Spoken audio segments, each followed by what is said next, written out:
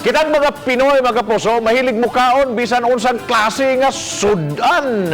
Ilabi na ko na dunay lumpia, diin makita kini sa bisan unsang matang sa mga okasyon, mapanood na o medianoche. Apada kakita na baka mo mga kapuso og lumpia nga perting gamaya ato kining sayran kay gawas nga lahi na lami pagyud.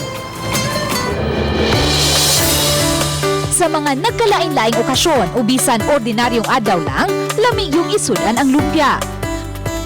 May dakong bersyon ini ug adunay ordinaryo lang.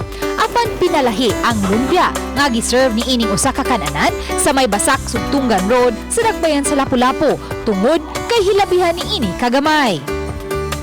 Gitawag nila kining umpa lumpia. Ang gitason ni ini susama lang sa takob sa bottled water o tansan. Ug kun ang lumpia sudanon, pang-appetizer kini sa ilang kananan nga giparisan og kinamatisang suka. Ang bersyon sa suka may kamatis, ahos ug sibuyas.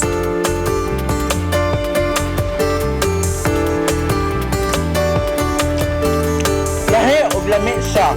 Medyo puti yun kining andamon, apan matod pa nga ang maong lumpia dugay ng recipe sa pamilya. Nagsugod ni siya sa kuan ako ang lola pa. Wala pa ko gipanganak. Nagkaon na akong pamilya ani.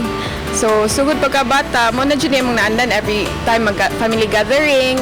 O karon nga may negosyo na silang kananan, giapil na sa menu ang maong recipe nga mapalit sa 85 pesos ang 30 ka buok. Uban ni Lian Sinkulan o Cleofer Lumayag, Luan Merondina, Balitang Besdak.